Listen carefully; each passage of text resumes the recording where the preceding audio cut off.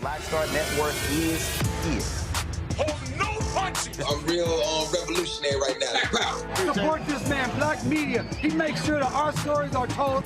Thank you for being the voice of Black America, Roland. Stay black. I love y'all. All momentum we have now, we have to keep this going. The video looks phenomenal. See, there's a difference between Black Star Network and Black-owned media and something like CNN. You can't be Black-owned media and be scared. It's time to be smart. Bring your eyeballs home. You dig?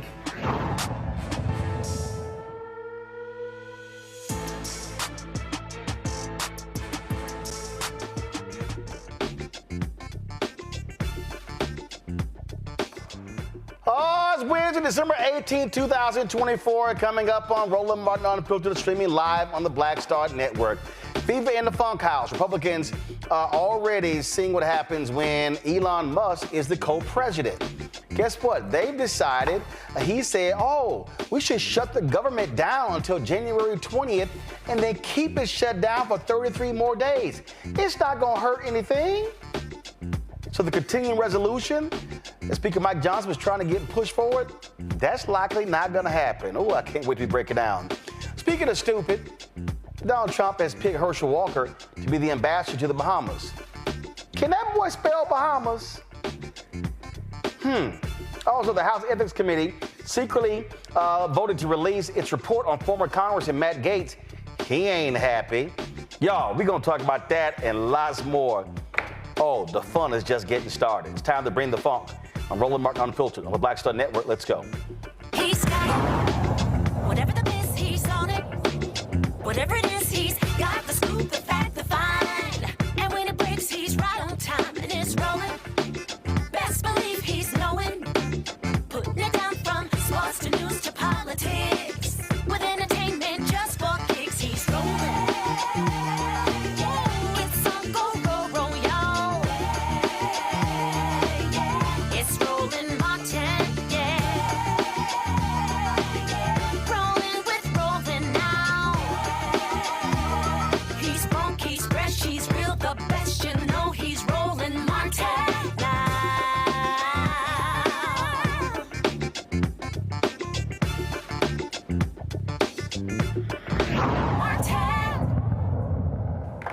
Well, just in time for Christmas, Republicans are freaking out on Capitol Hill because Elon Musk, you know, the co-president-elect, came out against the continuing resolution that would fund the government for the next 3 months. Republican House Speaker Mike Johnson said, hey, we need to get this done. It's a 1,500-page document. It includes a number of different things, including pay raises for a member of Congress. They could go from $174,000 to $243,000. Well, Republicans are going crazy, pushing back, saying this is not what we were sent here to do. Now, J.D. Vance, of course, who is Trump's sidekick, is weighing in as well. And House Speaker, I'm sure Hakeem of Jeffries, the Democrat minority leader, is like, don't look at me. I can't help your ass out. So this is what happens when you let the crazies in charge. Got to go to my panel right now. Julianne Malveaux, economist, president emerita of Bennett College, author out of D.C. Scott Bolden, lawyer here in D.C. Glad to have both of you here. What did I say, Julianne? I said, for the next 4 years, I'm going to be playing at every juncture Scarface's song, No Tears, because these Republicans are absolutely crazy and stupid. And I said, allow them to do what they do, and you're going to see it. Now, here's the problem. They have a very narrow majority right now. It gets even smaller in January. It's simply going to be 3 votes. And so Speaker Johnson, he may not even be elected speaker. And so the chaos is going to continue.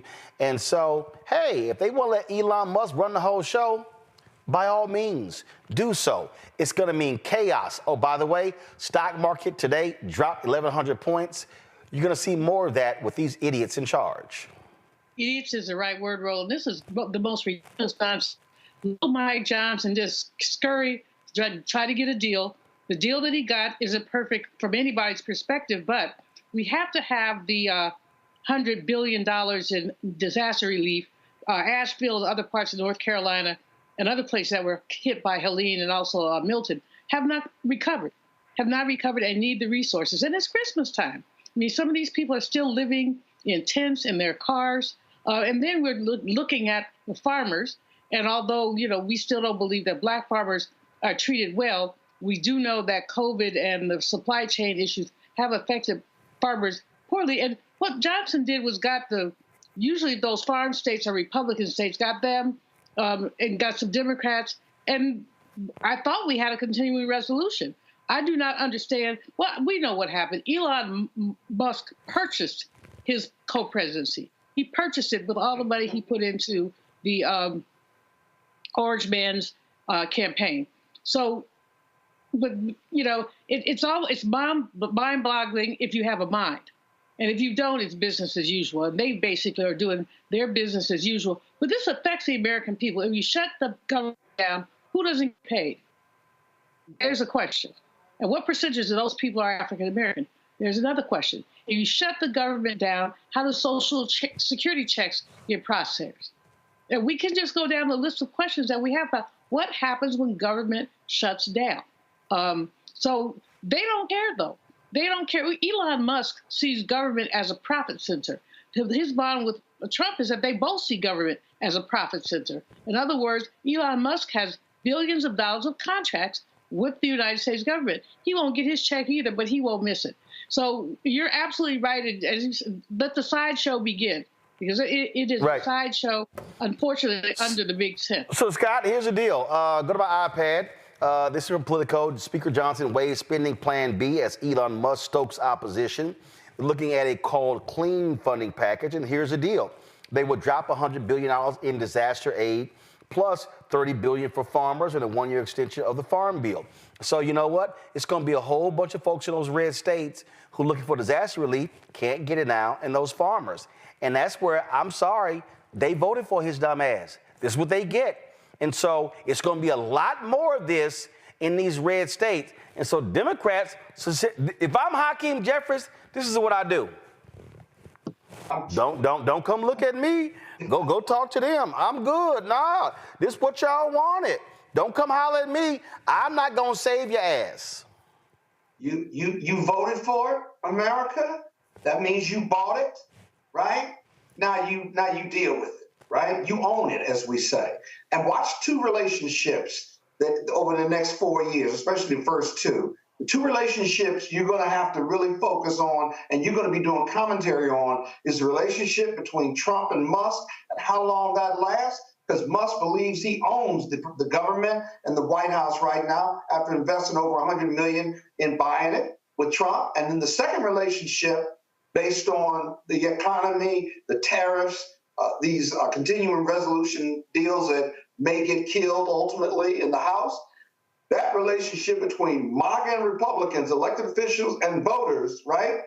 The economy and Donald Trump, because he owns it now. He owns the economy. He can't blame Biden. He can't blame Barack. He can't blame anyone else. So now it's on his watch, right? That relationship is going to go south, in my opinion, if this economy doesn't keep moving forward like it has on the Biden administration. But more importantly, you see the stock market going down. The stock market doesn't care about Donald Trump. It cares about its money.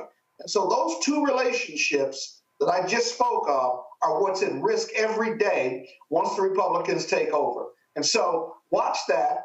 You'll be doing a lot of commentary on it, right? And that's how we win in 2 years. Hopefully, with the right candidate, that's how we win in 4 years. And I'm talking about the Democrats getting democracy back. This is the article says this here. Hold on 1 second. The article says switching to a clean spending bill won't totally solve Johnson's problems. He'll still need help from Democrats to pass even a clean stopgap bill. Some conservatives still won't vote for it, even without the add-ons.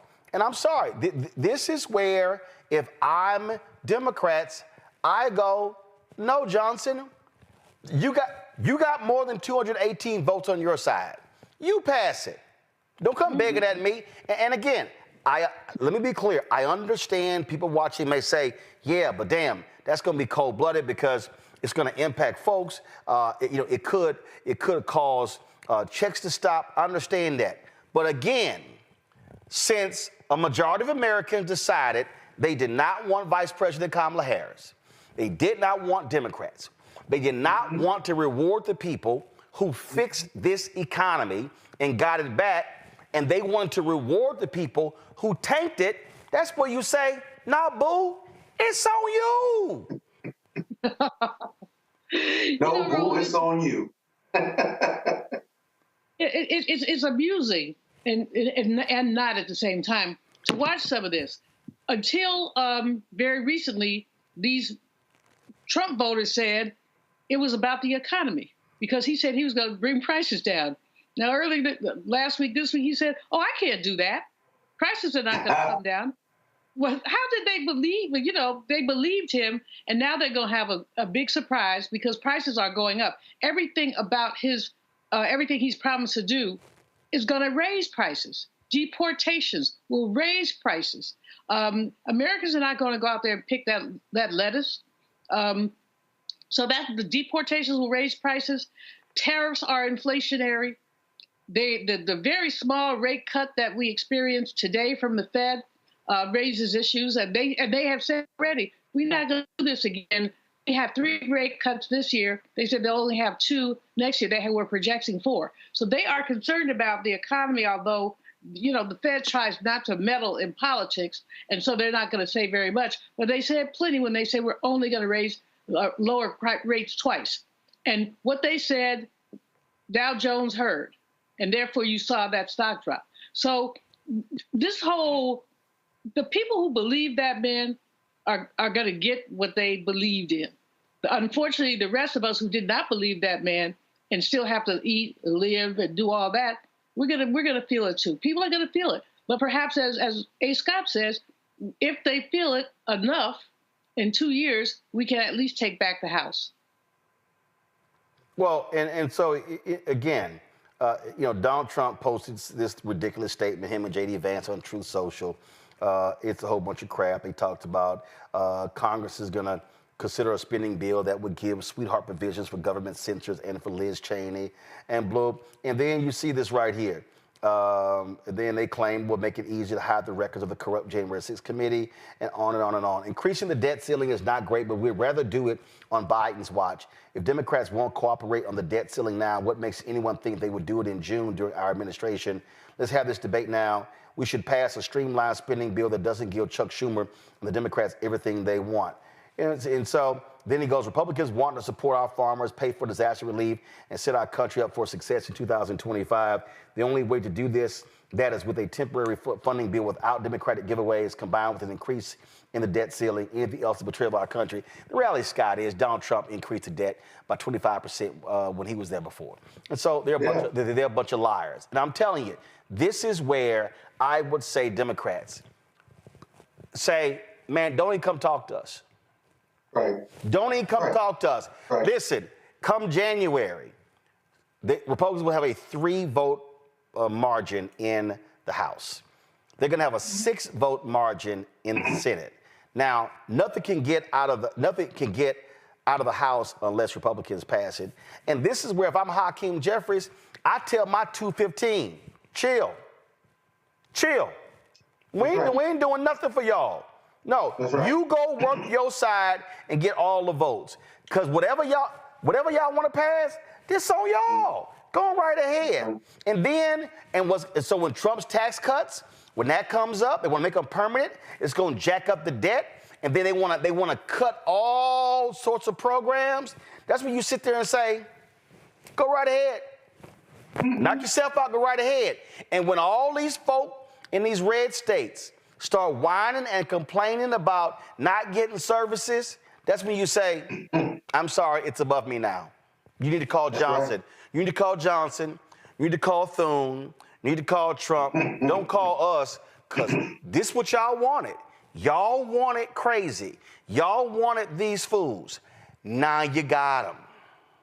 Yeah, Hakeem ought to say one other thing, too. Don't shake your lips to even ask for any help or support from the Dems. That's complete bullshit, and just ain't gonna hear it. The other thing is, who is Donald Trump gonna blame after January 20th or 21st when the prices on groceries and gas don't go down, when the prices on oil go up, when he can't stop the 2 wars, as he says on day one?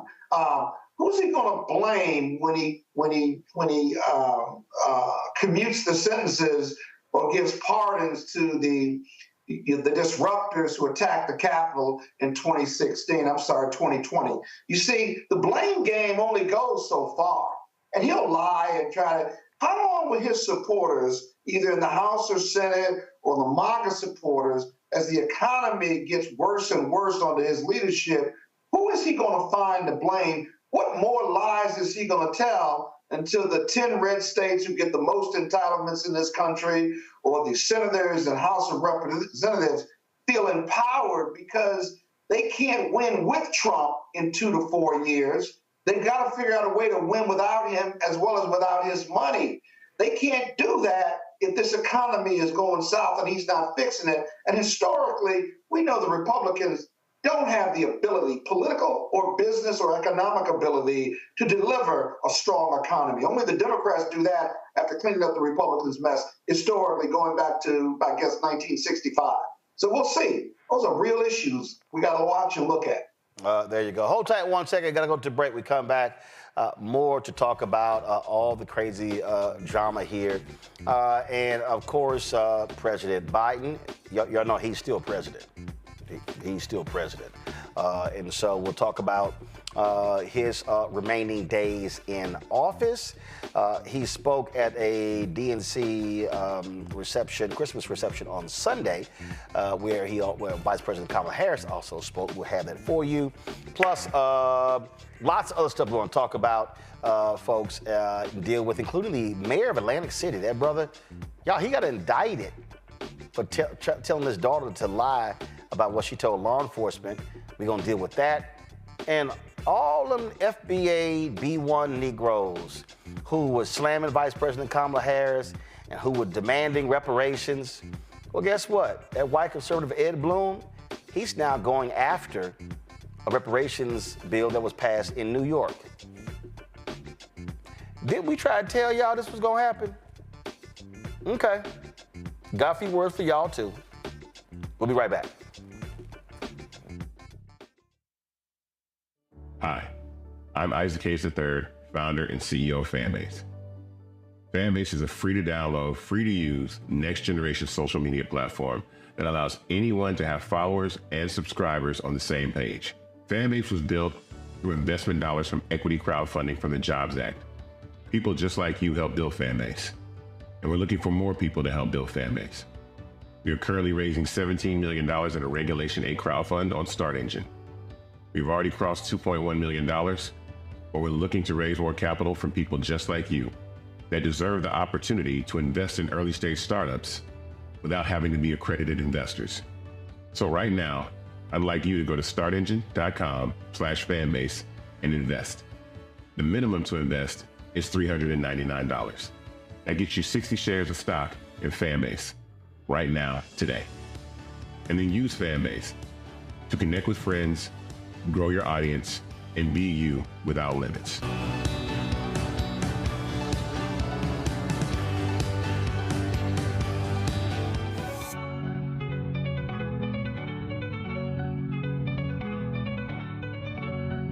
On the next A Balanced Life with me, Dr. Jackie, we're talking about leveling up, or to put it another way, living your very best life.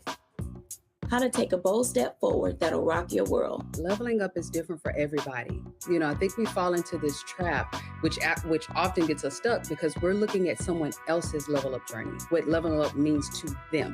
For some, it might be a business venture. For some, it might be a relationship situation, but it's different for everybody. It's all a part of A Balanced Life. That's next on Black Star Network. On the next Get Wealthy with me, Deborah Owens, America's Wealth Coach, Dexter Jenkins is a faith-based financial mentor with more than 20 years in the financial services industry. He's passionate about helping families build generational wealth. Even though I'm talking about things like prayer, I'm talking about things about reading the word, I'm talking about things like fellowship, I'm talking to members who are dealing with losing their houses, or I'm talking to members who, because of a lack of the handling their finances, they're working 2 and 3 jobs. And so what I'm finding is that they're not coming to church because they don't have a handle on their finances. We're talking how to get wealthy through faith and our finances on the next Get Wealthy, right here, only on Black Star Network. How you doing? My name is Mark Carey, and you're watching Roland Martin, unfiltered, deep into it, like pasteurized milk without the 2%. We getting deep. You want to turn that shit off? We're doing an interview, motherfucker. All right, folks, welcome back. So, a few months ago, the mayor of Atlantic City and his wife, who happens to be the superintendent of schools in Atlantic City, both got themselves in trouble. They got charged because their daughter says that they beat her. Now, this is what the latest. Go to my iPad. The Atlantic City mayor has now been indicted for allegedly asking his daughter to recant her claims that he abused her. They say it's witness tampering. So when you go through this, Atlantic City Mayor Marty Small indicted. They say that in September 2024, 6 months after being charged with abusing the daughter, he asked the daughter to do him a favor and, quote, twist up, unquote, the story she told police about alleged abuse. Now, he wanted her to say she tripped and bumped her head. She says no, she was struck several times with the broom. And that's what happened, causing her to lose consciousness. Now, according to the family, now the girl's still living at the house, and her attorneys deny it. The mayor's wife, LaQuetta Small, you know she black, her name LaQuetta. She's the superintendent of schools in Atlantic City. She's been charged with child endangerment related to the original case. They both say no wrongdoing. I mean, Scott, what happened to the day when you could beat your kid's ass and you just did nothing happen? But now they call the cops on you and everything. But this is stupid here. So you got two public officials, one a superintendent, the mama, the mayor of the city, that's the daddy, and she's like, yo, okay, I got beat. She calls the cops. Now they indicted. She's still at the house. I'm sorry, your ass got to move. Well, I think I was abused in the 60s and early 70s by my parents, and I just never mind. But no, that's called child abuse in 2024, Roland, because I got my ass whooped on the regular, and I deserved it. So check this out, Scott. Check this out. It says authorities said both parents emotionally abused, go to my iPad, emotionally abused and hit the girl, who was 15 to 16 years old, in December and January, at least once, to the point of unconsciousness.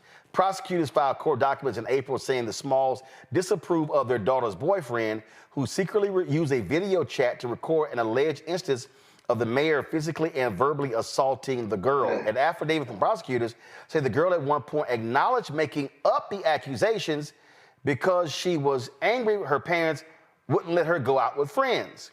But in other sections, the document includes detailed claims by the girl that the abuse was real, and it says she photographed bruises and sent them to her boyfriend, who shared them with detectives. Then it says the Office of Atlantic County Prosecutor William Reynolds cited evidence including recordings of interactions between the girl and her parents, her statements to police, school workers, a therapist, and state child welfare investigators, and messages she sent to friends saying she did not feel safe at home. This sounds like, Scott, like a whole lot of family drama. I didn't hear you, Roland. One more time. I was talking to your team. I said it sounded like a whole bunch of family drama. The girl says I got abused. Then she says she made up some of the stuff, but then she says some of the stuff is true and all kinds of stuff like that.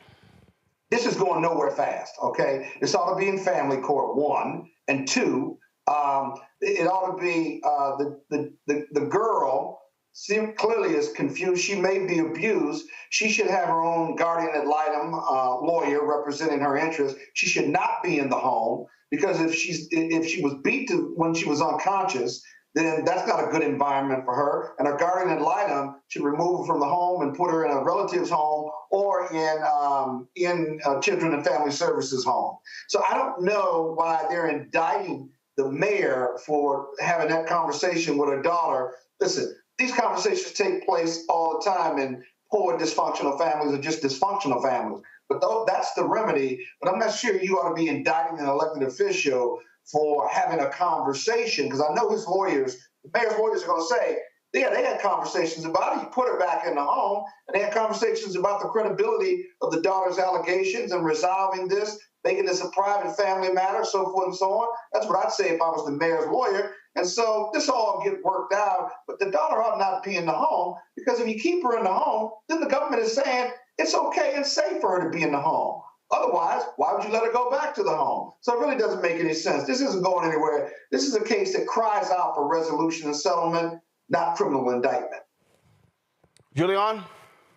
I mean, I fully agree. This is amusing at some level. It's not amusing, but I said it, I didn't say it. And the girl said she was too afraid to be at home, so she's still at home. I'm sure they gave her the option of going to Child Protective Services when they investigated this and said, if you're afraid to live at home, we can put you somewhere.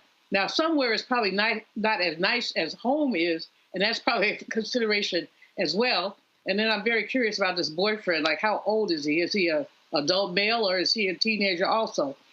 Just saying, because there are a whole lot of predators adult men who have teenage girlfriends, and they interfere in family relations. And they said the article said the parents didn't like the boyfriend. Well, most fathers don't like their daughter's boyfriends. But if the man is a buzzard, daddy really didn't like her and probably did say some things. And then Scott is right. I mean, parents have conversations.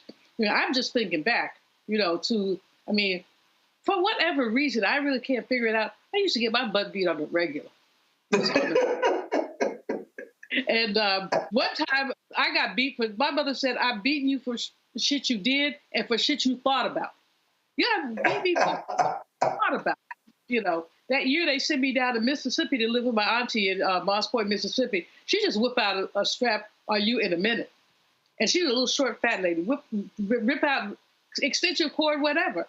And call me stupid little heifer. Stupid little heifer, I'll kill you. One day I just laid down. And she said, why are you laying down? I said, you said you're going to kill me, so go for it. So she beat me. God. Hey, Roland, my Aunt Beulah, rest her soul, used to make us go get a switch from next door. And then she'd whip my ass. And if you were in the group of kids, like with my cousins, and you didn't do anything, but the other cousins did it, she'd whip all our ass. And you got to take the good with the bad. So, I don't think anybody should be beat to the unconscious, but come on, man. This is family court shit. It really is. The girl has acknowledged she made some of the stuff up, so she might have made that unconscious shit up too. Yeah, I'm sure she got a behind beat, because it sounds like she got a behind beat, and they acknowledged. But you're right. The standard, you started out by saying the standard of abuse in 2024 is different than it was in the 1960s, and it started changing. I had my nephew all the time. I had him here in D.C., and the boy wouldn't make up his bed, and so I wouldn't feed him. I said, you get fed when you make up your bed. He said, starving me is child abuse. I said, right. I said, here the phone, go call somebody and see what they do. Or here's a pan, go cook. All right. Well, again, we're going to follow this story, see what the hell happens, but it's a whole bunch of drama. It's a whole bunch of drama there as well. When we come back, President Joe Biden gives a final parting word to the Democrats at their holiday reception. We'll show you what he had to say. Also, the vice president. We'll talk about it. You're watching Roland Martin Unfiltered right here on the Black Star Network. Hi, I'm Isaac Gaetz III, founder and CEO of Fanbase. Fanbase is a free-to-download, free-to-use, next-generation social media platform that allows anyone to have followers and subscribers on the same page. Fanbase was built through investment dollars from equity crowdfunding from the Jobs Act. People just like you help build Fanbase, and we're looking for more people to help build Fanbase. We are currently raising $17 million in a Regulation A crowdfund on Start Engine. We've already crossed $2.1 million, but we're looking to raise more capital from people just like you that deserve the opportunity to invest in early-stage startups without having to be accredited investors. So right now, I'd like you to go to startengine.com/fanbase and invest. The minimum to invest is $399. That gets you 60 shares of stock in Fanbase right now, today. And then use Fanbase to connect with friends, grow your audience, and be you without limits.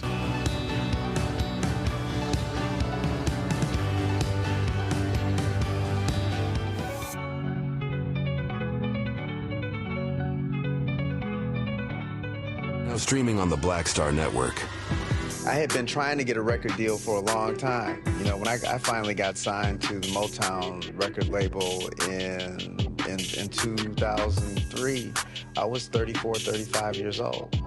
And up until that time, I had been trying to get record deals the traditional way. You know, you record your demo, you record your music, and you send it, you know, to the record labels, or maybe somebody, a friend of a friend, knows somebody that works for, you know, the record label.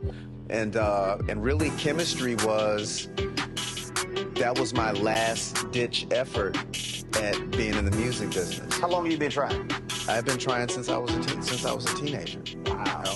You know? And you know, and I'm grateful that it didn't. I'm grateful that it happened when it happened, because I wasn't prepared, you know, as a teenager to embrace all that comes with a career in the music industry.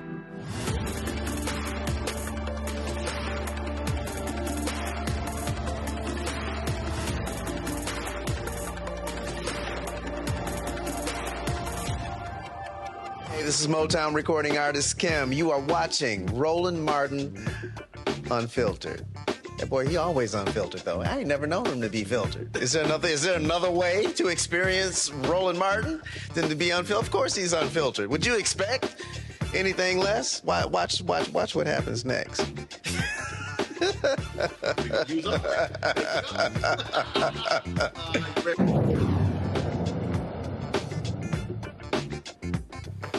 All right, folks, Sunday, President Joe Biden, Vice President Kamala Harris spoke to Democrats at the DNC as they had their holiday reception. Here is some of his remarks. Hello, hello, hello. Hello, DNC.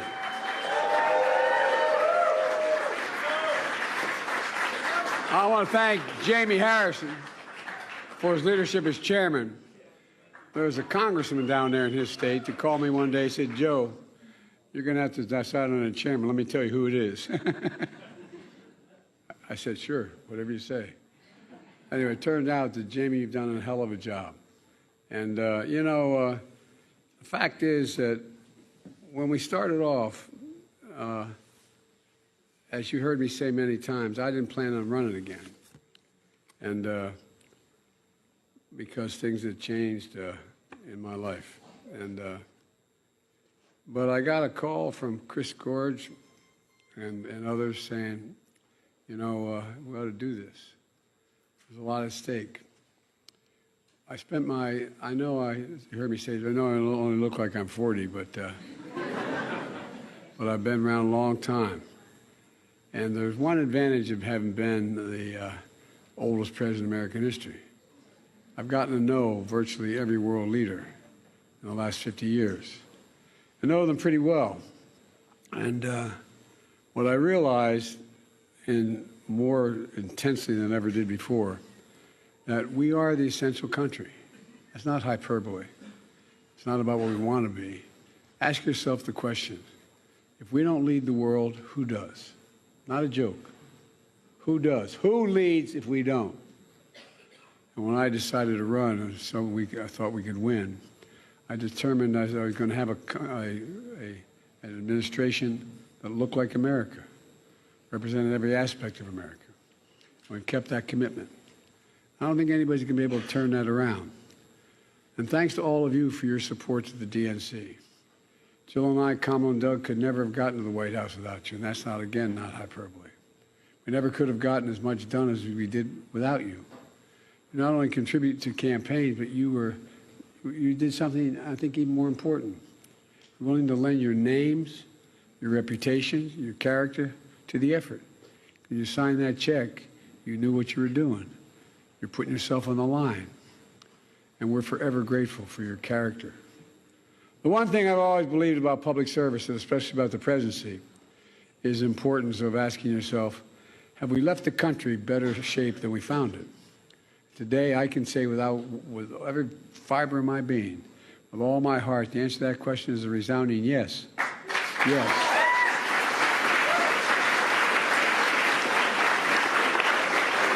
Because of all of you assembled here, we can be proud we're leaving America in a better place today than when we came here 4 years ago. This country was living through the worst pandemic the country had seen in 100 years.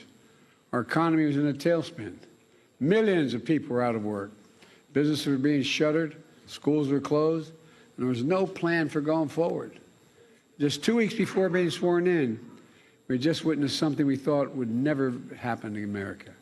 A violent insurrection encouraged by the man sitting in the White House on January 6th. And so much more. We've come a long way since then. We passed historic legislation. Laws that are literally building the strongest economy in the world. There's not a world leader you can name for me who hadn't told me at these G7, these 20 meetings, all these meetings I meet with them, they wouldn't trade places with us in a heartbeat. Laws that, when fully implemented, are going to change America for decades to come. But we did know that many of the laws we passed were so consequential, they wouldn't be implemented right away. It takes time to build those fabs, those factories for chips. It takes time to get this construction going. Over $1.4 trillion in infrastructure. $1 trillion so far in private sector investments in America. The biggest investment ever in climate in the history of the world. And fundamentally transforming our economy to grow from the middle out and the bottom up, not just the top down. I fully believe that America is better positioned because of all of you to lead the world today than any point in the last 50 years of my career. That's because of you. Again, not hyperbole. You lend your reputations, your names to this effort. It's not just the contributions you made. It's just stepping up, putting yourself on the line. You should be so damn proud of the work we've done together. You should never forget all you've done for the country. I'm also proud that we can say we've done all this with a deep belief in the core values of America. Those values were all created. You heard me say it 100 times. You know, we're the most unique nation in the world. Every other nation was based on geography, religion, ethnicity, some common factor. But in America, we were built on an idea, the only country in the world. We hold these truths self-evident that all men and women are created equal. Everyone should have a fair shot. Hate should never have a safe harbor in America. That's what we're about. We've never fully lived up to all of that, but we stuck with our principles and set a high standard of character, integrity, in public life. Let me say it's been the honor of my life to serve as your president. But the title I'm most proud of is being Jill's husband.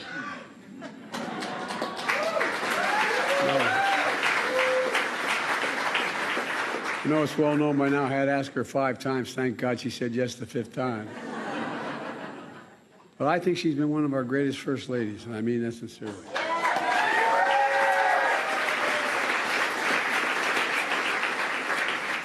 She wasn't kidding about the first speeches she made. She was scared to death to go out and make those speeches. Look at her now. Yo, I'm in trouble. But look, it's also been an incredible honor to serve with someone of immense character that she demonstrated through her entire career, Kamala Harris.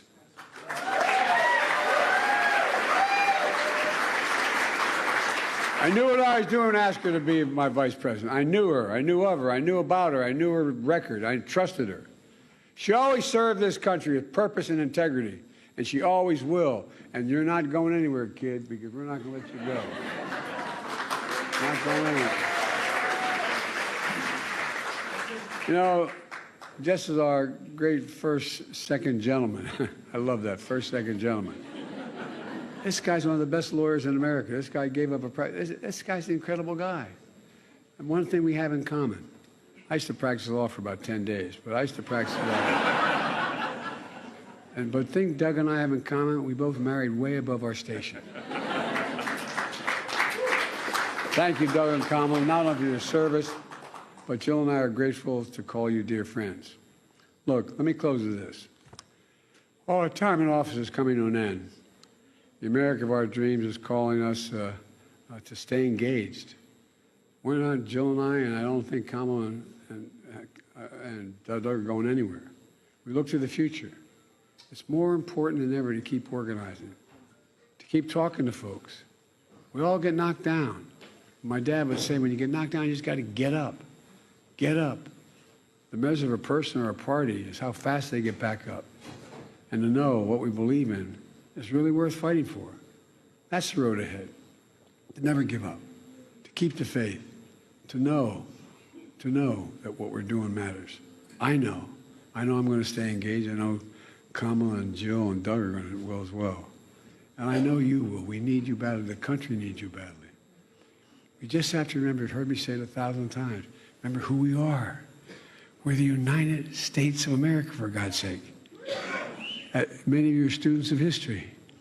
No other nation in the world has come through every crisis stronger than they went into the crisis, and except the United States. And folks, look, all the things we passed, we knew people weren't going to see it. How long does it take to build a fab that's going to hire thousands of people? Billions of dollars being invested. It just takes time to get it built. It takes time to get it going. It's not going to happen for another 5-6 months in many places. Just getting started. The United States of America is nothing beyond our capacity when we do it together. But we knew a lot of this was going to take time. But look what's out there. Everything from anyway, I'll get going here. But you really did a hell of a job. I really mean it. And the thing I most admire about working with all of you have great integrity. Great integrity. You've stuck with the deal. You've been honest. You've been decent. We've run a campaign that's basically scandal-free. It's hard to do in American politics these days. Anyway, I just want to thank you very much from the bottom of my heart. The bad news for you all is I ain't going nowhere. We're going to stay engaged.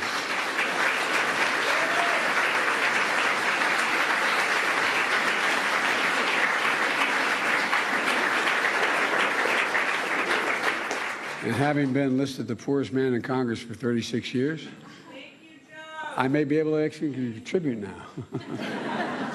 But all kidding aside, thank you very, very much. You're a group of the most decent people. God bless you all. Thank you, thank you, thank you.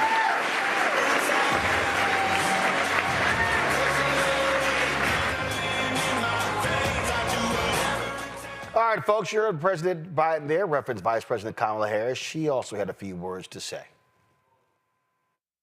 Good evening, everyone. Good evening. Good evening. Good evening. Happy holidays, and thank you all for what you are, what you have done, what you will do. Dr. Jill Biden, let me just say, it has been an extraordinary 4 years, as you have said. And the work that we have done together, the four of us, I wish some of you were privy to seeing just, before we come on stage, when we're hanging out in the back, or just those long nights when we're talking about what we want to get done, the challenges we face, but our commitment to seeing it through. And I'll say about Jill Biden something that probably most of you know. She's a tough cookie who cares so deeply. Jill is tough. She has a tough exterior. She has one of the biggest hearts of anybody I know.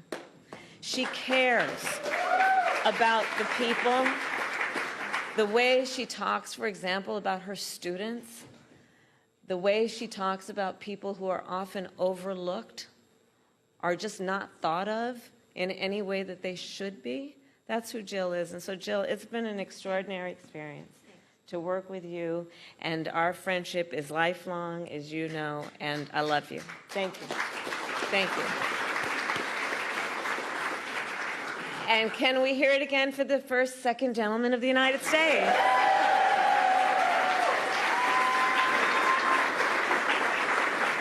Also known as my Dougie. It is so good to be here with everyone this evening, including Chair Jamie Harrison, Finance Chair Chris Corge, and so many others. And we are here tonight to thank you all for the work that you have done. And it has been tireless work. When it mattered most, through the entire campaign, including those 107 days, you all rallied. You rallied. You opened your homes. You reached out to your friends and your family. You put your personal capital, and by that I mean your relationships, at stake to talk with people because you care so deeply and you connected with people and took the time to remind them of what is at stake and what was at stake. You sacrificed an extraordinary amount of time not doing other priorities in your life to focus on this campaign and by extension to focus on our country and its future. With your help, we brought together people from every walk of life and every background, all united by a deep love of country, all motivated by enthusiasm and joy in our fight for America's future. And as a result of your leadership and your support, the National Finance Committee held more than 700 events across the country and raised nearly $700 million. An historic achievement, which without a doubt made our campaign stronger. So I thank you again for all you have done. And I ask that everyone here, that you hold on to and know in your heart and in your spirit that everything you did made a difference and mattered and has impact that is lasting. All the work you did to bring these resources together allowed us to do rallies where people from every walk of life would come. And they would look around and see that we are one community of people called Americans. They would look and they would see people they'd never met before and feel a sense of their own power in knowing that they are not alone and that we are all in this together. You gave people and allowed them to have that feeling, and that can't be taken away. And as we look to the future, we will continue then to rely on your support to make sure our party can continue to do that kind of work, which is about being on the ground, being where the people are, going to them to organize and mobilize and remind people of the power of their voice. So look, the holiday season is one of my favorite times of year, that and my birthday. And our wedding anniversary, of course. Just gonna keep digging this hole deeper and deeper. But it's a time of gratitude and a time of celebration. And so it's so important this holiday season to remember we all have so much to celebrate. We have a country we love. We have ideals that we're very clear about in terms of their importance and the importance of us fighting for those ideals. And we have each other. And our work is about being intentional about building community. Our work is about being intentional about building coalitions.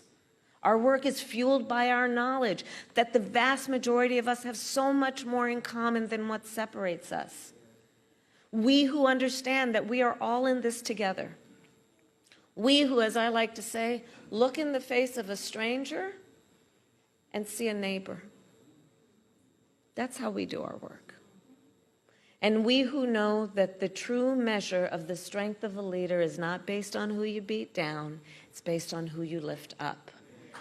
And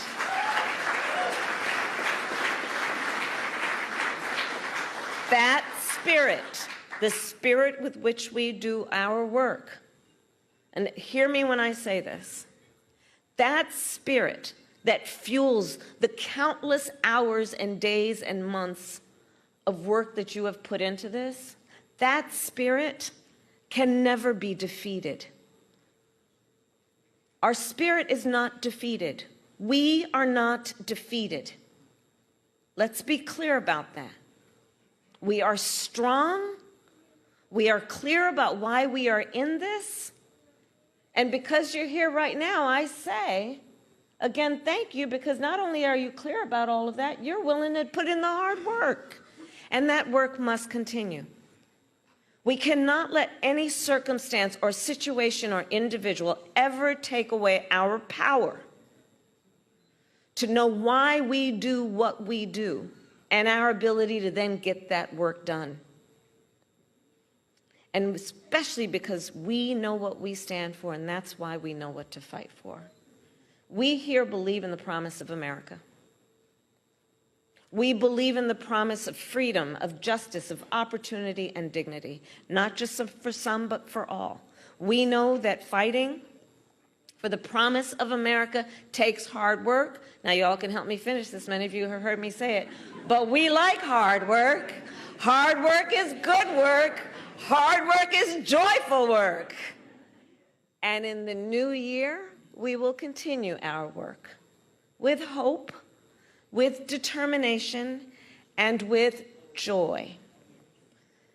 So I'll close by saying this holiday season, like any time of the year, let us really be conscious of all the blessings we have. Let us celebrate the blessings we have. Let us celebrate in advance the blessings we have yet to create. And let us always remember our country is worth fighting for, and our spirit will not be defeated. And I promise you, I will be with you every step of the way. Thank you. So we talked about this before in terms of what is next. You heard President Biden say, I'm not going anywhere. Vice President Kamala Harris said, I'm going to be there every step of the way. You see these conversations happening right now, Julian, that she may run for governor of California, also a potential bid in 2028.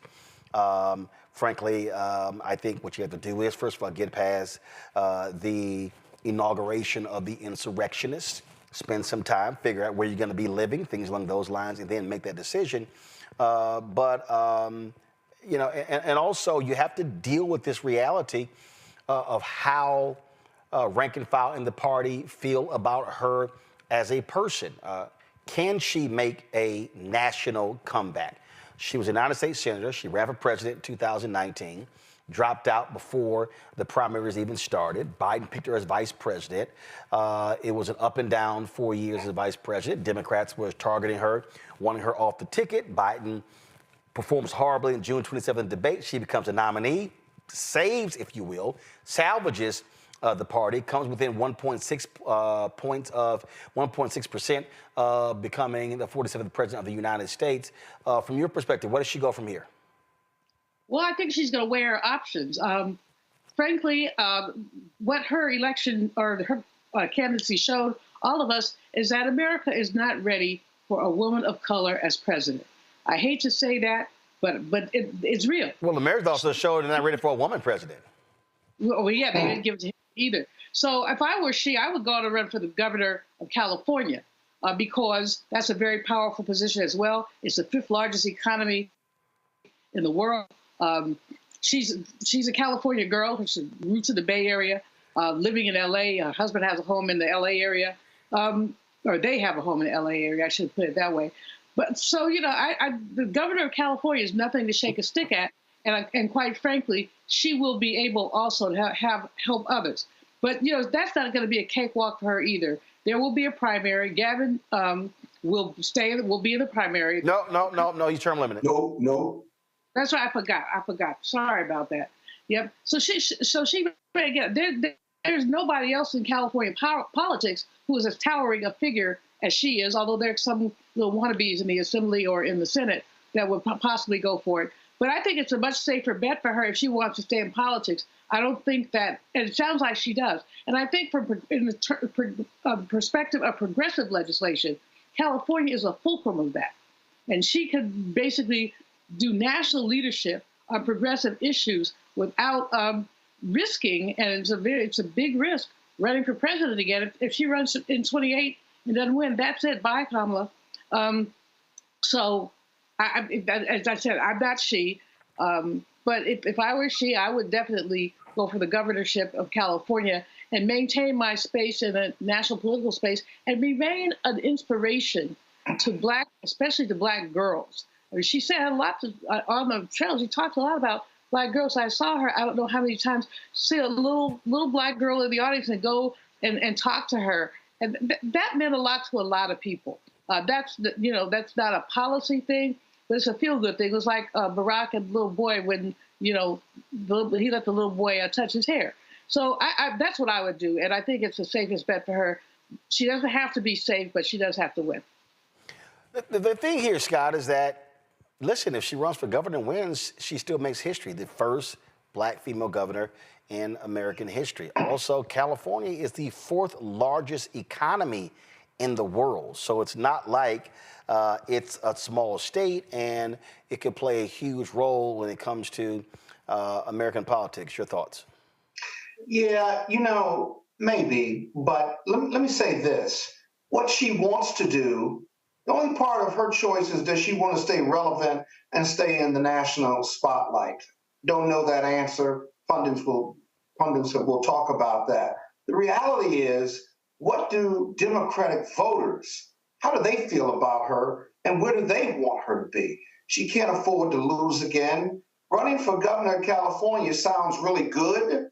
At the same time, it's a bastion of far-left politics, and this country may be moving to the right and maybe running for governor and running on issues, far-left issues or liberal issues that she was criticized for and she ran away from in this election, and every election is different. Will America in 2028 be ready for a left or far-left candidate who happens to be black and a woman? Can she compete in 2028? So when you say, okay, hold on. So when you say far-left issues, name them. Like what? Oh, progressive politics, basically. No. Far left and progressive are two separate things. So what I'm saying is, name the issues. Well, like what? Well, progressive politics in regard to gay rights, gun rights, gun protection rights. What else? Civil rights, human rights. But those are reproductive rights. But those are not far. I use that in juxtaposition. But those are not far left. Conservatives and Republicans. Yeah, but those are not far left. The other thing that you also have transgender rights. But also what you have to recognize. Also, what you have to recognize is that California has gotten more conservative than it has. I mean, when you look at this last election, when you look at the congressional representation, when you look at the numbers, they're there. So California is not. I mean, this notion that California is this far left liberal bastion. That's not fully the case, and so. But you're still making my point, though. Even if I agree with you that California has moved to the right at some level, the fact of the matter is, if California in the next 2+ years is going to move further right, then does she move right? And so, hold up. That's the point. You said that when she ran for president, she moderated on some issues. I'm not calling her a centrist, but she's more of a centrist than some other candidates. And that may be the candidate that California needs right now. Somebody who is a Democrat, somebody who is center left, but not far center left, who is closer to the middle than far left. Absolutely. And okay, now she won't be, now here's the other thing too. What will define whether she's relevant and stays in the mix is who runs against her. Do they see her as a wounded candidate? Do they think they can beat her? Doesn't mean they can. She certainly will have a lot of support, if you will. But these are factors that go into whether she runs or not, but more importantly, whether she wins or not. And I don't think we can project that over 2 to 4 years yet. I think it remains to be seen. And we talk about these progressive issues. Black Lives Matter, if you will, transgender rights, right? She's got an incredible record already that is mixed, if you will, that will be subject to scrutiny, whatever she runs for, or if she does run, and she's going to have competition. And then in the end, what does Newsom do? Newsom can't run anymore, but does he run for president and set the national agenda? Because he certainly is left of center. All I'm saying is, where's America on these issues in 2 to 4 years? That's going to dictate what Kamala Harris does, Gavin Newsom does, and really the Democratic Party. Do they move right of center? Do they stay where they are and fight for righteousness and individual rights and for democracy? Or do they change issues, move on issues in order to become electable? because none of this really matters unless you can get elected. I'm sorry. It's all good and we can stand on principle. Do you stand on principle and not win, or do you change your principles and values some in order to win elective office, including the White House? Those are the questions, and we can't answer them now. What we're going to do is watch and see where America goes and really how good or bad this Republican administration moves this country forward. Those are real issues. Well, the reality, Julian, is that obviously what happens in D.C. Is going to predict a lot of this. And that's really what jumps out because if Republicans when they take over and if they start screwing stuff up, you're going to have a lot of people howling and screaming in America. Yeah, exactly. Yeah. And Kamala Harris, and I would disagree strongly with Scott about her so-called far left positions and all the things that you mentioned, Scott. Transgender rights is a tricky one, but other than that, civil rights, women's rights, those are not things that are debatable. They're not even far left. For the Republicans, DEI is a far left piece. So I was talking about from a conservative lens. Hey, Scott, you're just wrong, and you know you're wrong. So if I was with you, I'd hit you upside the head. But since there's no such thing as a zoom upside the head, so and I love you dearly, by the way. But let me just say that the point about what happens nationally, if what is likely to happen nationally is going to cement, I think, so-called far-left positions. As we see inflation, which is happening, y'all, which is happening. And you see inflation, as you see the closing of the National Labor Relations Board or the shrinking of it, as we see what happens in education. Remember, in California, if you want to graduate from a Cal State university, you have to take an ethnic studies class. If you want to graduate from a Cal State, you have to take an ethnic studies class. I'm sure that Governor Newsom supported that strongly. Shirley Weber, who's a Secretary of State and a former professor at San Diego State, pushed that legislation through. You also have to take one if you're in high school. Not until 2026, though. I think they gradually putting that in. But in any case, California is a big DEI state, and it's going to be interesting to see as we see some of the things that we've taken for granted be snatched away. What I think that it strengthens the vice president's position, whatever she runs for, if she chooses to run. Now, the other thing here, though, will she choose? Running for president is not for sissies.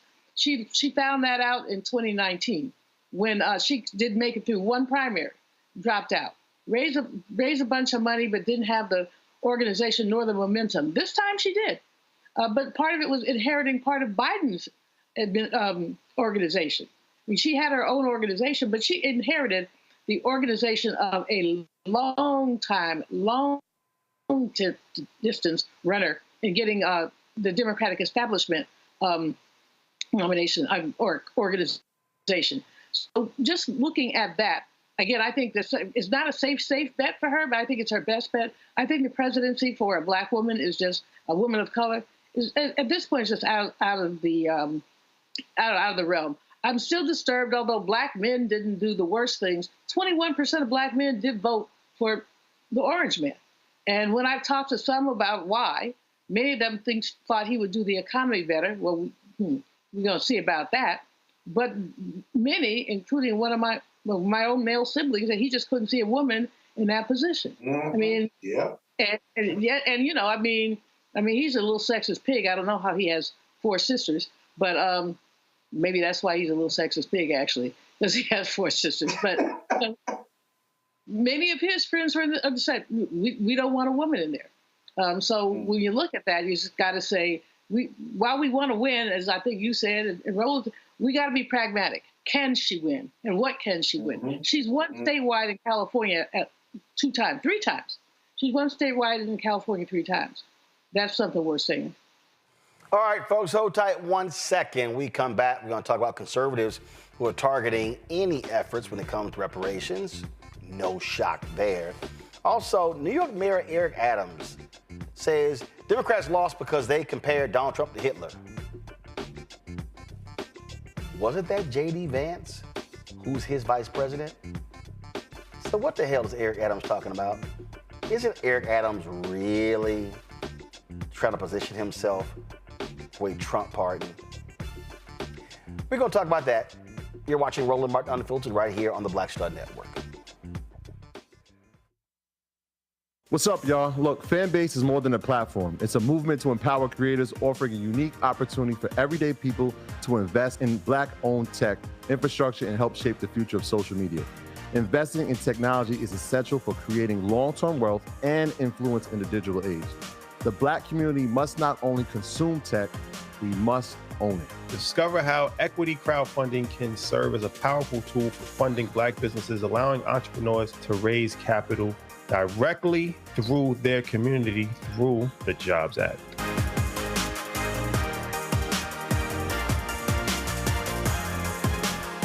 On the next Get Wealthy with me, Deborah Owens, America's Wealth Coach, Dexter Jenkins is a faith-based financial mentor with more than 20 years in the financial services industry. He's passionate about helping families build generational wealth. Even though I'm talking about things like prayer, I'm talking about things about reading the word, I'm talking about things like fellowship, I'm talking to members who are dealing with losing their houses, or I'm talking to members who, because of a lack of the handling their finances, they're working 2 and 3 jobs. And so what I'm finding is that they're not coming to church because they don't have a handle on their finances. We're talking how to get wealthy through faith and our finances on the next Get Wealthy right here, only on Black Star Network. Next on the Black Table with me, Greg Carr. There's a lot of talk about the inevitability of another civil war in this country. But on our next show, we'll talk to a noted author and scholar who says we're actually in the middle of one right now. In fact, Steve Phillips says the first one that started back in 1861, well, it never ended. People carrying the Confederate flag, wearing sweatshirts saying MAGA Civil War, January 6, 2021, stormed the U.S. Capitol, hunted down the country's elected officials, built a gallows for the Vice President of the United States, and to block the peaceful transfer of power within this country. On the next Black Table, here on the Black Star Network. Now that Roland Martin is willing to give me the blueprint, hey, Cyrus, I need to go to Tyler Perry and get another blueprint because I need some green money. The only way I can do what I'm doing, I need to make some money. So you'll see me working with Roland. Matter of fact, it's the Roland Martin and Cheryl Underwood Show. Well, should it be the Cheryl Underwood Show and the Roland Martin Show? Well, whatever show it's going to be good.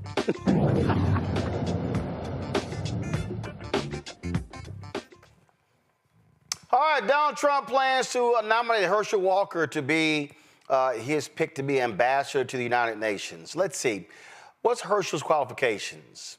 Well, he's a former NFL player. He won the Heisman Trophy, and he got crushed for saying stupid stuff when he ran for the United States Senate, and just has personal scandals and on and on and on. Really, as ambassador, he's going to manage the United States relationship with the Bahamas. Scott, do you think he can spell Bahamas? I don't think so, but it may not be a heavy lift for him. But I still don't understand Herschel Thomas when he speaks. So my Bahamian. You can't understand Herschel Walker. Scott, really? You can't. Yeah. All they're gonna say is MAGA, MAGA, MAGA, MAGA, MAGA. I can't understand you either. So, you got to understand somebody to even converse with them or engage them. And I know I talk for a living, but you got to be able to speak the Queen's English. Even if you got a Southern drawl, it's okay. And I can never understand Herschel Walker. The other thing is this, you got to get through confirmation hearings. And I'm not convinced that he's going to get any Democratic support, but he may lose some senators too, because they can't understand him. Not so much that they don't really like him, but he certainly didn't qualify. And he didn't give the administration a whole bunch of money either. So this is really an unusual appointment. I don't know whether he's a disruptor or not, but if they give him some speech lessons, he might be okay. He might be. First of all, Julian, you know damn well the Bahamians going to be like, y'all sending us this dumb ass. Yeah. You know, Roland, this shows us how little the incoming president thinks of us. values. Right. Why would you send this knucklehead, who's a multiple-time woman abuser, who and he can't even speak the pauper's English? It's not the Queen's English. I mean, and he's just a totally odious human being. And as you said, he didn't give the Orange Man that much money. But you know what? As we see these appointments come in, what we've seen is the overwhelming whiteness of the people that the Orange Man has lifted up. And so this gives him his, I believe, DE, but there's his diversity pick right there, y'all. That's what that is. And it's going to be very interesting. Our relationship with the Bahamas is important for many, many reasons, including the shared ocean, all the ocean stuff that's going on, as we look at climate change, which, of course, the Republicans don't believe in. And so you think this person who can't basically, like you said, spell Bahamas, can manage those complicated relationships? I don't think so. I mean, only good news is that most of these embassies have staff who work for the State Department. And they don't tend to change them like they change ambassadors with an election. Some of those people will be long-term staff members who have relationships, and that will be the only saving grace. I think that's going to be the saving grace with many of the ambassadorial appointments. Less so, I think, because of Project 2025 with some of the cabinet appointments. So they will turn over people there. But this is just a joke. I mean, this is like, okay, we lost the election. We kind of bummed out about it. Christmas is coming. But this is like our intermission amusement. Every time they nominate somebody, we all get an opportunity to collectively crack up. And this is no different than that. I just, I get up in the morning, look at the news, and just start shaking my head. I'm going to throw my neck out pretty soon with some of this stuff. It's hilarious, but it's also very sad. Well, that boy just dumb. That part. I mean, he just dumb. I mean, just dumb.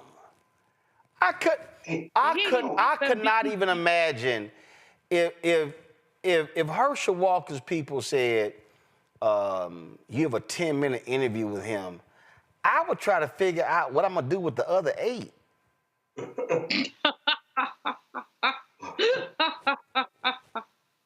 I'm just saying. Got somebody sitting there, Roland going after low-hanging fruit, Herschel Walker. No, fool. No, sports actuary filtered, fool. That's who he's nominating to be an ambassador. So yeah, I'm gonna talk about his bumbling, stumbling ass all day, every day, because he's stupid. That's who he is. All right, let's talk about TikTok. The Supreme Court has agreed to decide whether a ban on the social media app TikTok violates the First Amendment. The High Court agrees to expedite the case. They're going to hear arguments on January 10th. And remember, on January 19th, they're supposed to sell TikTok or shut it down. Now, they're appealing to the Supreme Court. They thrust the justices into a high-profile fight between Congress, which has cited national security concerns over China's control of the app. In addition to the hearing from attorneys for TikTok and the government, the court will also hear arguments from attorneys for users of the app who are also challenging the ban. This right here, Scott, is a really big deal because, again, they're citing national security concerns. TikTok, huge following.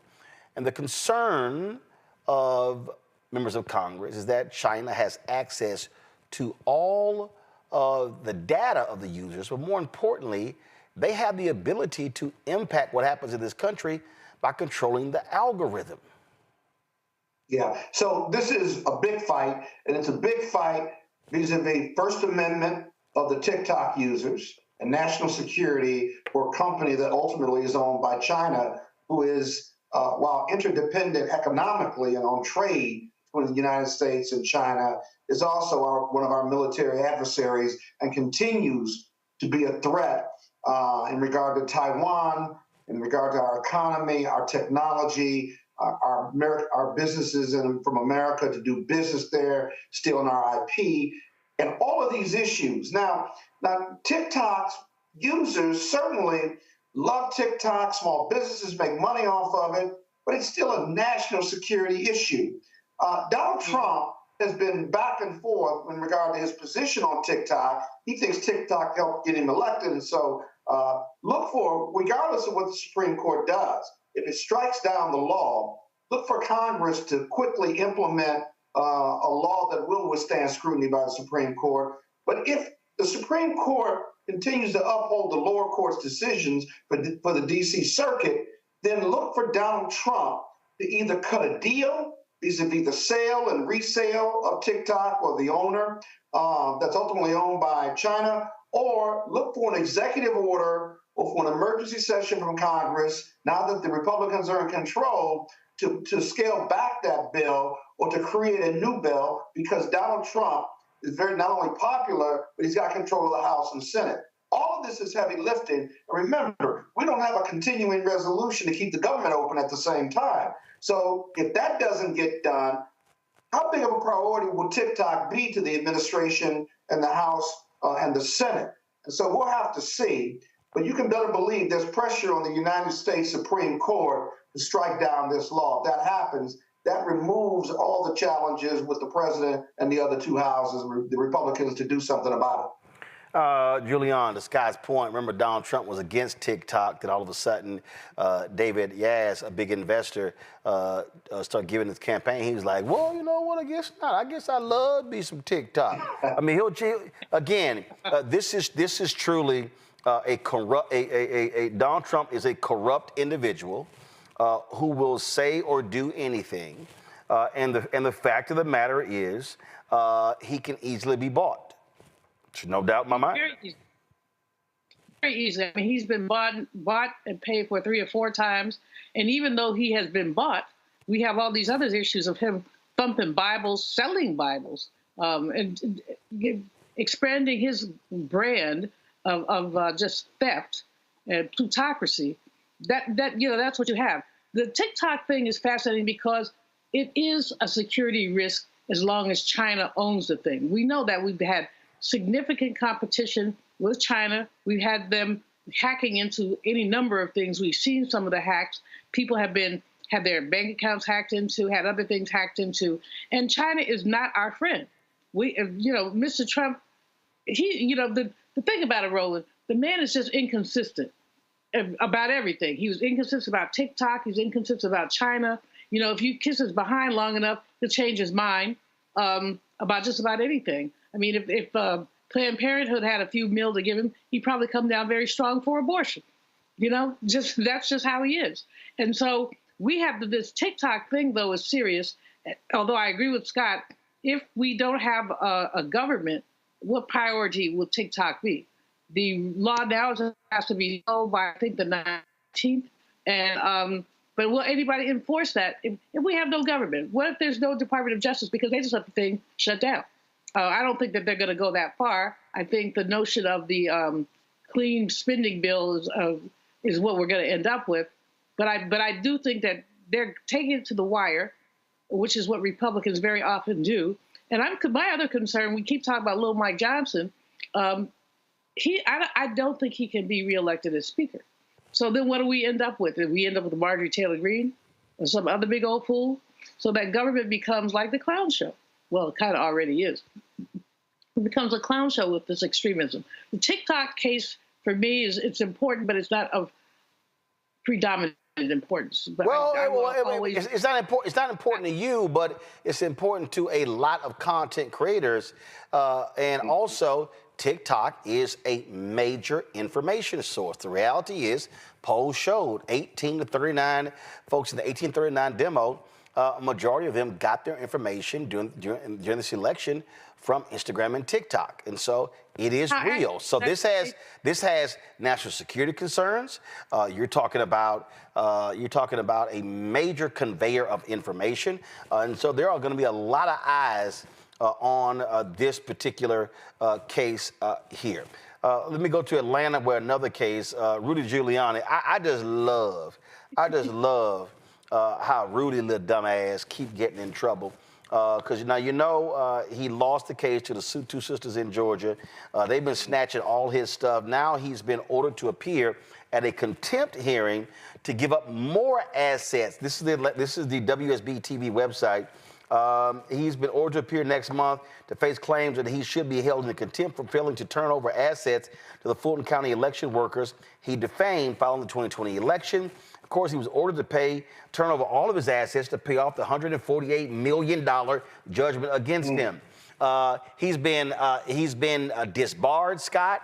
All this stuff because he was kissing Donald Trump's ass, and so he ain't like he can get a loan from Trump. And so I'm just loving every single time he got to show up in court. Matter of fact, there's a video on TikTok. After the last hearing, he's like, I ain't got no money, I ain't got no car, I ain't got no nothing. Shouldn't have been running your damn mouth lying on these sisters. Yeah, but he also has a lot of assets, if you will. So post-judgment in most states goes like this. You have to disclose your assets or put up a bond to collect the $148 million. He doesn't have the money or the financing to put up a bond. And so the court signs an order of execution on that judgment. That is, you can do discovery, document requests, even depositions to identify all of your assets. And then you get an order from the court to attach those assets vis-a-vis the apartment he owns and some of the other assets that were listed in that article, right? Once the court signs an order of execution, you have to sign over those papers, sign over ownership, including the Joe DiMaggio baseball or the signed jersey or what have you. Those are all assets that can be sold by the winning party or the plaintiff in order to get closer to the $148 million. It's interesting that Giuliani has not appealed that $148 million judgment because he doesn't have the money to hire lawyers, if you will, or he'd be better off filing bankruptcy. Second issue, why hasn't he filed bankruptcy to avoid all of this? There's a reason, and that reason is probably because he's got assets and he doesn't want to go through the bankruptcy procedure with a trustee that will be appointed now, whether it's 7 or 11, that is dissolution or working out a payment plan with his creditors. He doesn't want to go through that process because the trustee will find his assets, and if he lies to the trustee, he can be criminally prosecuted for bankruptcy fraud. I don't want to get too deep on the legal side, but these are all the legal machinations that are working from his legal team. And so he's going to have to give up the apartment and the Joe DiMaggio piece and whatever the assets he's disclosed. Independently, there's an investigation in regard to all of his assets. They're looking for that. And as they find them, they'll report them to the court and seek execution orders. So big trouble for him. Lots of trouble. I say take every damn thing. I don't care. Giuliani take everything. Matter of fact, I wouldn't mind they stripped his ass butt naked outside of court and took his suit, shoes, and socks. I don't want to see that. Hey, I want to see it. Even with the draws. I want to see it. Strip his ass butt naked, leave him standing there in his drawers and a wife beater. Say it ain't so. No, I mean, seriously, what he did to those women was so criminal. I mean, he could have generally just poll workers, but he dissed them by name. He put their address out there. They had no peace. They had to leave their home. And these are not spring chickens. These are women in their 20s. The older woman is in her 60s, I believe, and the younger one is in her 40s. These women's lives were disrupted. The $147 million is a tip of the iceberg of the damage he did. So if he was out there in his tighty whities, that would be just fine with me. It would be a very disgusting sight. But but he needs to be left. He needs to be treated like he treated them. He treated them like they were not human beings, like there were no consequences for the way that he treated them. And that's the issue with the culture. Roland, I know you get tired of me talking about lynch culture, but lynch culture is where you can do anything you want to a black person and expect to bear no consequences. Rudy didn't think he was going to have any consequences. He thought he could say whatever he wanted to about anybody he wanted to. Now, he probably knows the names of some little white women. He didn't call them out. He called these sisters out because he thought he could. So guess what? Now they can reduce him to a naked man. And they should take everything they can, investigation. And I bet you, Cash Money, he's got some stuff hidden. He's probably got a couple hidden apartments or something like that, because, you know, he's one of those kind of rats that has to have more than one home. So he probably has some other houses, somewhere, bank accounts that they haven't discovered. Break him down like he tried to break those women down. Break him down. All right, y'all. So let me go with this here. New York Mayor Eric Adams, of course, he has been, he out here whining, complaining. You know, that's all he doing. So he's been indicted.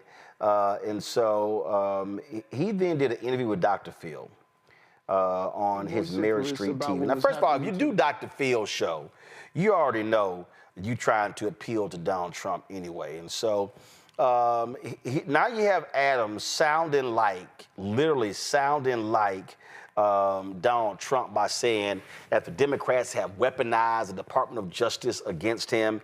He's been indicted. His longtime aide, Ingrid Martin, expects to get indicted tomorrow. And it's just all sort of stuff. He also said that, hey, you know what? That, hey, he might go back to being a Republican, all this sort of stuff. I mean, Eric Adams is really trying to kiss as much MAGA ass to get himself a pardon.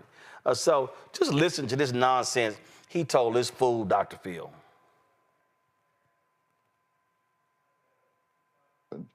I think it's a combination of things, and I believe at the tip of it is I was extremely vociferous about what was happening to this city during the migrants and asylum seeker issue. I lived my life not only when I was a law enforcement officer, but as a state senator, a borough president, and a mayor, of following the law. And when you look into the crevices of the indictment, it clearly shows there's something that's just not right. And, you know, Dr. Phil, I cannot tell you, the only consolation to this is that mommy's not alive. I would not want my mother to watch me go through this. And it hurts a lot. No American should go through being on the FBI watch list because you're standing up for your family member. That is just not what our criminal justice system is about. And that's not the criminal justice system I fought for. I've been an advocate for proper criminal justice. And so I believe that the record is going to show I did nothing wrong. What I did right, I stood up for this city. And I believe there were those that just disagreed that why was I standing up to see what was happening to my city and happening to the families in the city. All right, so that's New York Mayor Eric Adams. But here's the problem with all of this, because he act like, you know, oh, it's the Democrats, they were targeting me, this ain't right, this ain't just, this ain't fair. Well, guess what, y'all? Hold on, let me pull this up here. You know, he's saying all this here, but guess what? A judge in the case has upheld the bribery charges. Y'all, this actually happened yesterday. The federal judge overseeing the corruption, this is the New York Times, the federal judge overseeing the corruption case against Mayor Eric Adams on Tuesday rejected an attempt by his lawyers to have a bribery charge against him thrown out. In a 30-page order, Judge Dale E. Ho rebuffed arguments by Mr. Adams' lawyers that the prosecution's case fell short of meeting the federal definition of bribery, which prosecutors said had occurred when Adams accepted luxury travel from the Turkish government in exchange for pressuring fire department officials to sign off on the opening of a high-rise consulate building in Manhattan. In arguing that the bribery count, one of 5 Mr. Adams faces, be dismissed, his lawyers had pointed to a recent U.S. Supreme Court rulings that raised the bar for prosecutors to bring corruption cases. Judge Ho, in his decision, acknowledged that the application of the law had evolved, but found that the indictment was sufficient. He said that Mr. Adams' lawyers had raised genuine questions about whether too much time had passed between the benefits Mr. Adams was accused of receiving and the actions he was accused of taking in return. But he said such questions should be resolved at trial, where the Supreme Court rulings could still pose a significant challenge for the government's case. So, Scott, here's the deal. He's complaining that, oh, I got targeted because I was speaking out about migrants being sent to New York City by Republicans, and they're targeting me. Yeah. Bro, come on. Okay, so here's the whole deal. Okay, I saw New York Mayor Eric Adams at the DNC convention in Chicago. If Democrats were so angry with you, they would have rescinded his invitation. Why was he there? He would have been there. See, I get it. You get indicted and you want to blame somebody. But here you have a federal judge like, no, stuff is holding up. So, I mean, I get it. Lawyers try to do whatever they can to get their clients off. Mm-hmm. But this whole whining and complaining that, oh, Democrats are targeting me, he's sounding just like Donald Trump. I got targeted by Democrats. They weaponized the Department of Justice. He's using the Trump playbook. Yeah, and, the indictment, I have big concerns as a white-collar criminal defense lawyer about the indictment. And what Ho said is, the closer we get to trial, this evolving law and whether he committed an official act in return for a benefit is an ongoing issue that's going to be revisited. The whining part, you got to remember, Eric Adams is a former registered Republican, right? And I said that. Also, yep.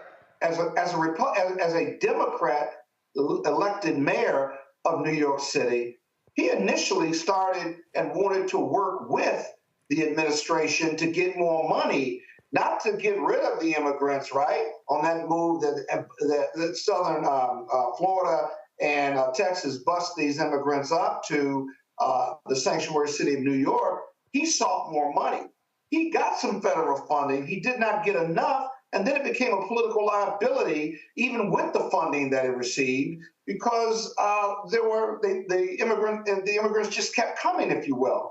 And so he's been all over the place on this issue, but his adversarial relationship with the feds wasn't always adversarial. He's created this adversarial relationship based on his public comments now, especially since he was indicted, because that's all he can lean on. Well, why am I being indicted? I'm not going to take ownership and responsibility for alleged bad acts. No, I've got to be targeted. That's the political message. The criminal defense message is that the indictment is flawed because of they can't prove conspiracy. He might win on the latter, but the former is just political noise and communication noise. That's not going anywhere, because in the end, the case is going to get tried or he's going to plead. But watch this, Roland. He's up for re-election. Michael Blake and others are running against him. I think the election is next year. It'll be interesting to see whether he runs as a Republican or an independent, or whether he stays a Democrat and runs in the primary with several challengers declared already.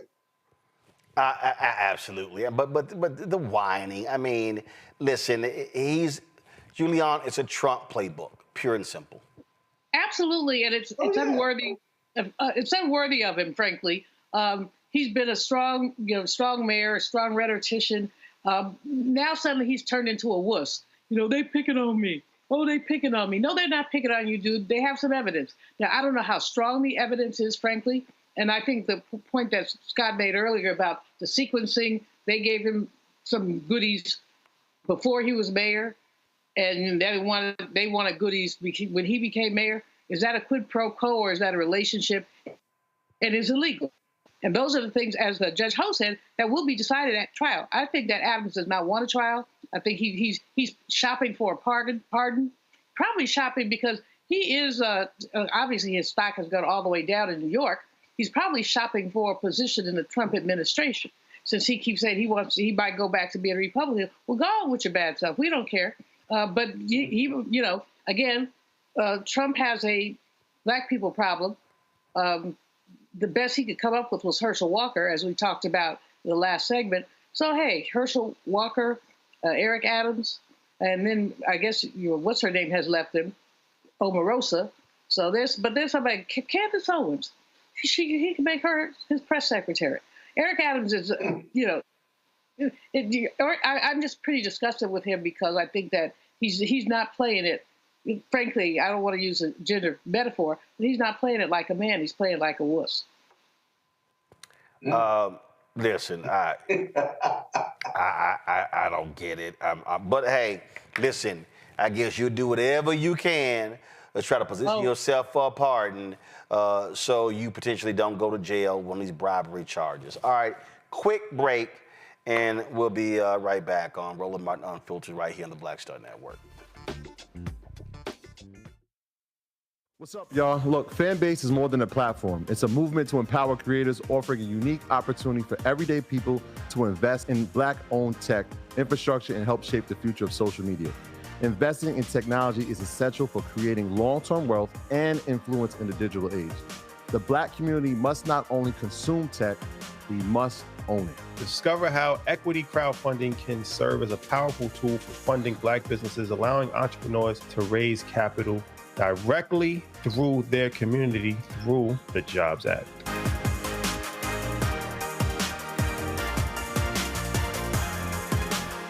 Hatred on the streets, a horrific scene, a white nationalist rally that descended into deadly violence. White people are losing their damn minds. As an angry pro-Trump mob storms the U.S. Capitol, we've seen shutdown. We're about to see the rise of what I call white minority resistance. We have seen white folks in this country who simply cannot tolerate Black folks voting. I think what we're seeing is the inevitable result of violent denial. This is part of American history. Every time that people of color have made progress, whether real or symbolic, there has been what Carol Anderson at Emory University calls white rage as a backlash. This is the rise of the Proud Boys and the Boogaloo Boys. America, there's going to be more of this. Here's all the Proud Boys, guys. This country is getting increasingly racist in its behaviors and its attitudes because of the fear of white people. The fear that they're taking our jobs, they're taking our resources, they're taking our women. This is white fear.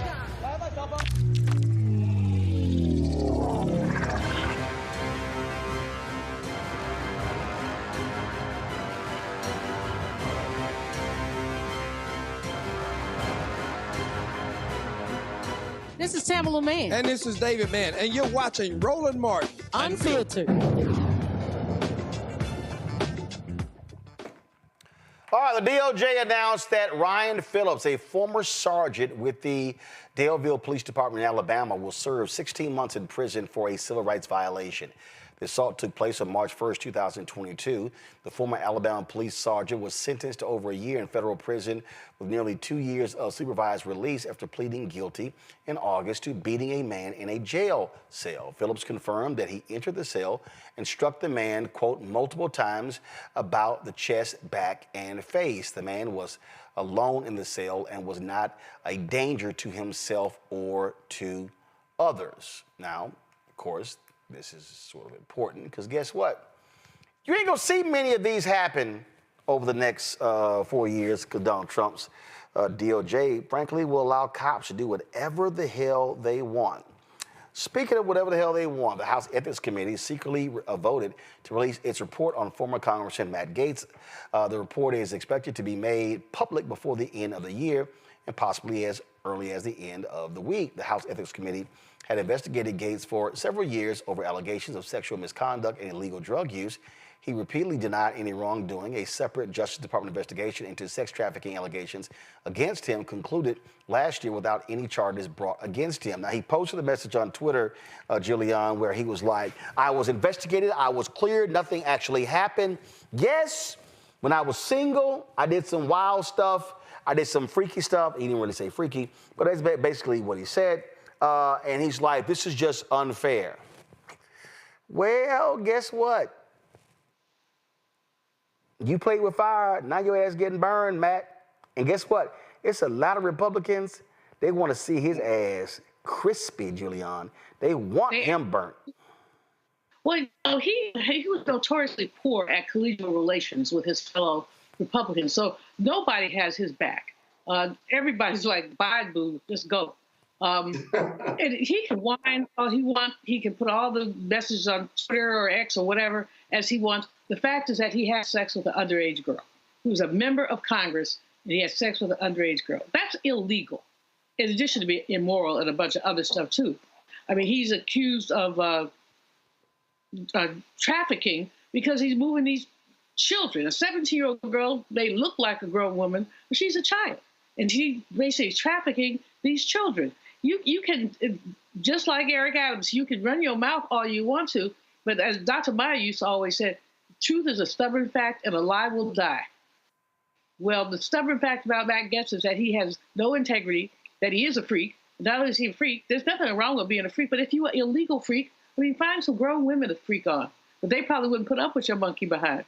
So there you're stuck with teenagers, and now your chickens have come home to roost, and they're roosting right inside that report. I hope that it becomes a New York Times cover story so that we can all be basically doom it of this man, because his behavior in so many ways has just been unacceptable.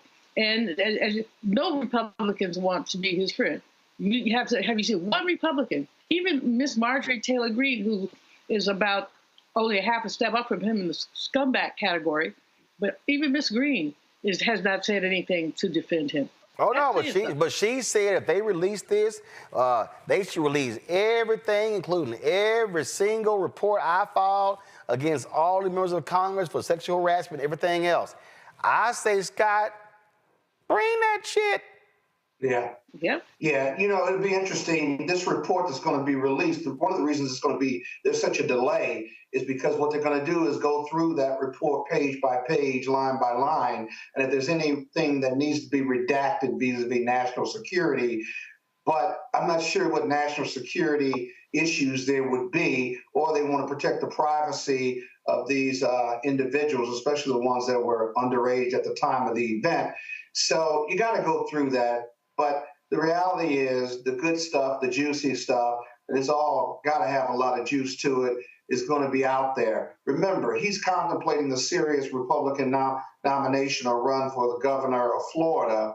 And so one of the reasons he didn't want to release, because he doesn't want to impact that run in 2 years in Florida. We'll see how much impact this report has on his ability to run, or whether Trump still supports him no matter what. So we'll see. Well, there you go. All right, folks.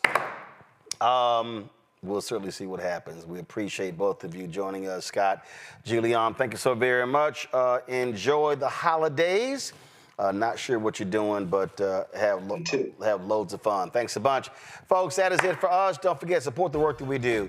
We want you to do one thing. Download our Black Star Network app. Apple phone, Android phone, Apple TV, Android TV, Roku, Amazon Fire TV, Xbox One, Samsung Smart TV.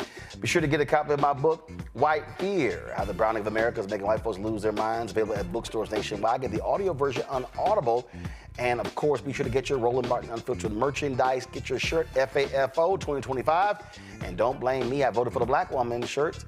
You can go to blackstarnetwork.com, RolandMartinUnfiltered.com, or go to RolandMartin.creator-spring.com. Folks, that's it. I'll see you tomorrow right here on Roland Martin Unfiltered and the Black Star Network. Holla! Folks, Black Star Network is here. I'm real revolutionary right now.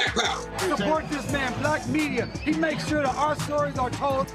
Thank you for being the voice of Black America, Roland. Stay black. I love y'all. All momentum we have now, we have to keep this going. The video looks phenomenal. See, there's a difference between Black Star Network and black-owned media and something like CNN. You can't be black-owned media and be scared. It's time to be smart. Bring your eyeballs home.